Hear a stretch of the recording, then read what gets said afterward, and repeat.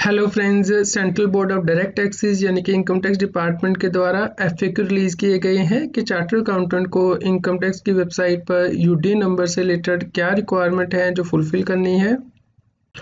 Friends, CBDT के द्वारा FAQ release किए गए हैं कि यूनिक डॉक्यूमेंट आइडेंटिफिकेशन नंबर क्या है। फ्रेंड्स, इसमें बताया गया है कि institute of chartered accountants of India के द्वारा यह नोटिस करने के बाद कि बहुत से लोग फेक अपने आप को सीएसडी प्रेजेंट कर रहे हैं जबकि वो चार्टर्ड अकाउंटेंट नहीं हैं। इसके लिए डॉक्यूमेंट आइडेंटिफिकेशन नंबर का जो यूनिक कंसेप्ट है वो लागू किया गया है, जो कि 18 डिजिट का सिस्टम जनरेटेड नंबर है, जो कि सिर्फ full time practising chartered accountant के द्वारा ही इशू किया जाता है, जो कि हर डॉक्यूमेंट सर्टिफिकेट या जो अटैच फंक्शन वो करते हैं उसमें उन्हें देना ज़रूरी होता है। फ्रेंड्स, आईसीएआई की द्वारा ये मैंडेटरी किया गया है कि 1 फरवरी 2019 से चार्टर्ड अकाउंटेंट सभी सर्टिफिकेट्स में यूडी नंबर कोड करेंगे। GST and tax audit report जो इशू करेंगे 1 अप्रैल 2019 से, उसमें भी यूडी नंबर देना जरूरी है। इसके अलावा भी कोई भी और ऑडिट, अश्योरेंस और अटेस्टेशन फंक्शन है उस पर भी 1 जुलाई 2019 से यूडी नंबर मेंशन करना जरूरी है। फ्रेंड्स, सीबीडीटी ने यहाँ पे क्लैरिफाई किया है कि जो ई फाइलिंग पोर्टल पर ऑडिट रिपोर्ट और सीए सर्टिफिकेट अपलोड किए जाएंगे, क्या उसमें यूडी नंबर यानी कि डॉक्यूमेंट आइडेंटिफिकेशन नंबर सीएस के द्वारा देना जरूरी है। जी हाँ फ्रेंड्स, अब सीबीडीटी के द्वारा ये मैंडेटरी कर दिया गया है।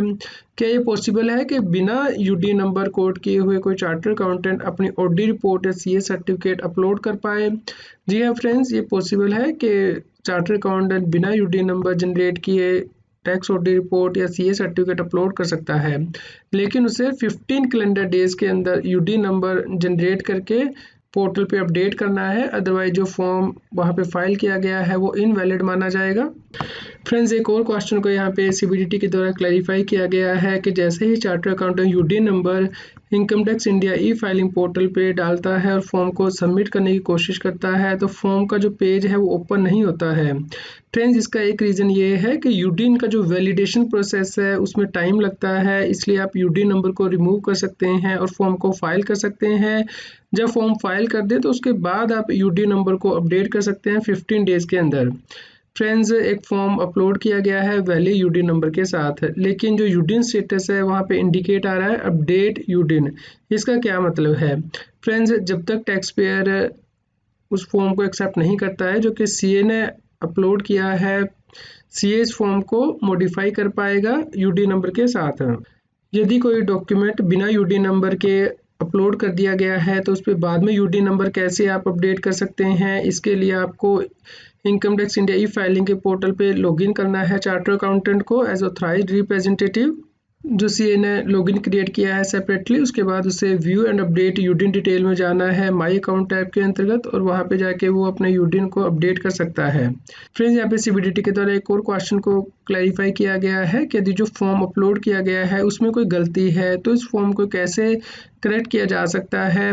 यहाँ पे यदि टैक्स पेयर के द्वारा फॉर्म को एक्सेप्ट नहीं किया गया है तो उस केस में चार्टर्ड अकाउंटेंट करेक्टेड फॉर्म को अपलोड कर सकता है और उसके लिए जो उसने यूडी नंबर है वो सेम यूज़ कर सकता है।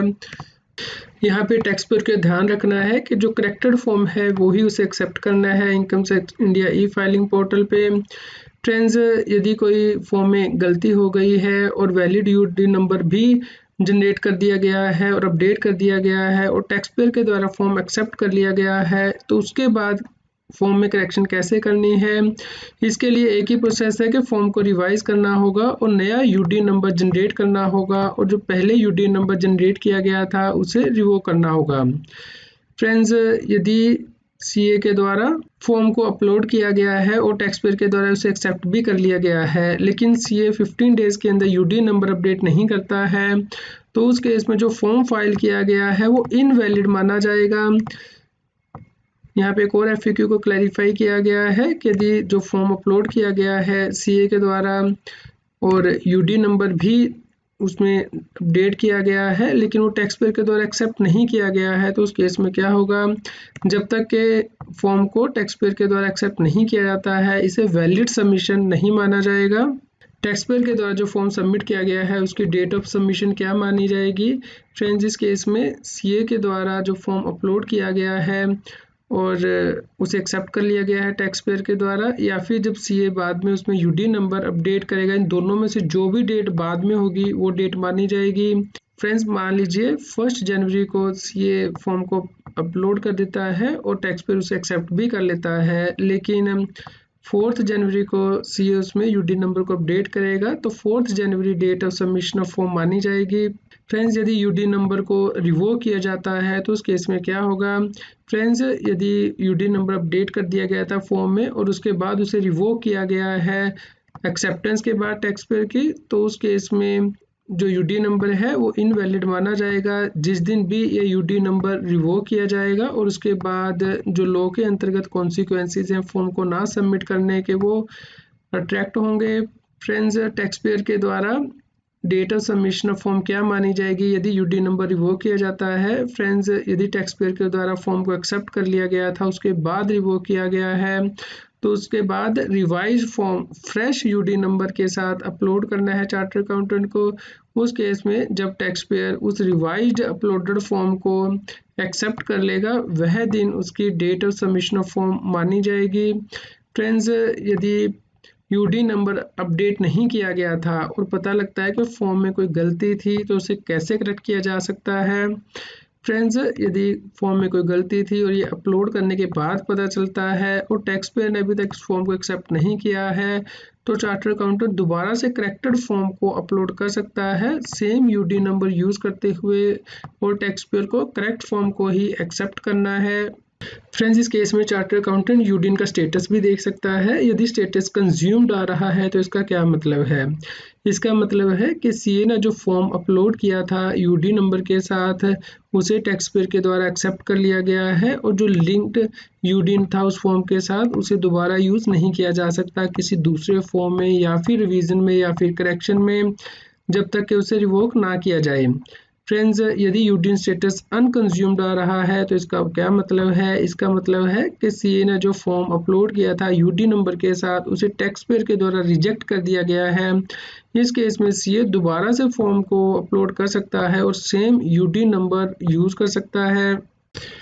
फ्रेंड्स, यदि सीए के द्वारा फॉर्म यूडीन के साथ अपलोड किया गया है लेकिन अब चार्टर्ड अकाउंटेंट यूडीन नंबर को मॉडिफाई करना चाहता है और अभी तक फॉर्म को एक्सेप्ट या रिजेक्ट नहीं किया गया है टैक्स पेयर के द्वारा, तो वो इसे मॉडिफाई कर सकता है। इसके लिए उसे income tax India e filing पे लॉगिन करके व्यू एंड अपडेट यूडीन डिटेल में जाना है माई अकाउंट के अंतर्गत और वहाँ पे वो यूडीन नंबर अपडेट कर सकता है। फ्रेंड्स, उम्मीद करते हैं आपके लिए यह न्यूज़ यूज़फुल रही होगी। कृपया लाइक कीजिए और अधिक से अधिक शेयर कीजिए ताकि सभी लोगों तक ये जानकारी पहुंच पाए और वह इनकम टैक्स एक्ट के अंतर्गत कॉम्प्लायंस कर पाएँ। आप हमें telegram app CA Satbir Singh टैक्सील पर ज्वाइन कर सकते हैं ताकि आप GST और इनकम टैक्स के रेगुलर अपडेट अपने मोबाइल पर ही प्राप्त कर सकें। फ्रेंड्स, इनकम टैक्स के रेगुलर अपडेट प्राप्त करने के लिए आप हमारे नए यूट्यूब चैनल टैक्स हील को ज्वाइन कर सकते हैं जिसका लिंक के इस न्यूज़ की वीडियो डिस्क्रिप्शन में भी दिया गया है।